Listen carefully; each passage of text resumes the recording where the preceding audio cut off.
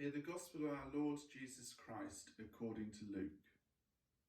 On that same day, two of the disciples were going to a village called Emmaus, about 7 miles from Jerusalem, and talking with each other about all these things that had happened. While they were talking and discussing, Jesus himself came near and went with them, but their eyes were kept from recognizing him. And he said to them, "What are you discussing with each other while you walk along?" They stood still, looking sad. Then one of them, whose name was Cleopas, answered him, "Are you the only stranger in Jerusalem who does not know the things that have taken place there in these days?" Jesus asked them, "What things?" They replied, "The things about Jesus of Nazareth, who was a prophet, mighty in deed and word before God and all the people, and how our chief priests and leaders handed him over to be condemned to death and crucified him. But we had hoped that he was the one to redeem Israel. Yes, and besides all this, it is now the 3rd day since these things took place.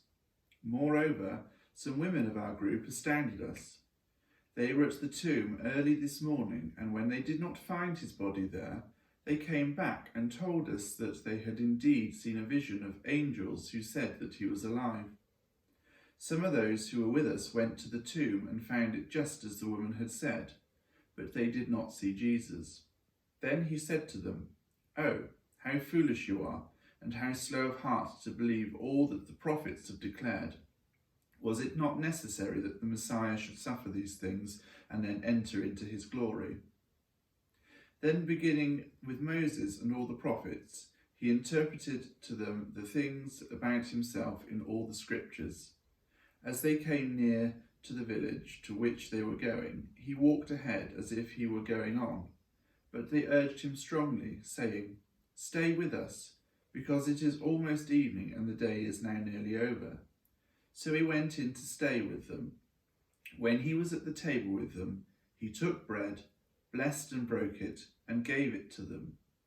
Then their eyes were opened, and they recognized Jesus, and he vanished from their sight.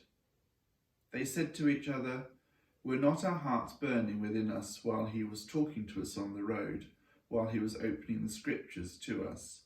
That same hour they got up and returned to Jerusalem, and they found the 11 and their companions gathered together. They were saying, "The Lord has risen indeed, and he has appeared to Simon." Then they told what had happened on the road, and how he had been made known to them in the breaking of the bread. This is the gospel of our Lord.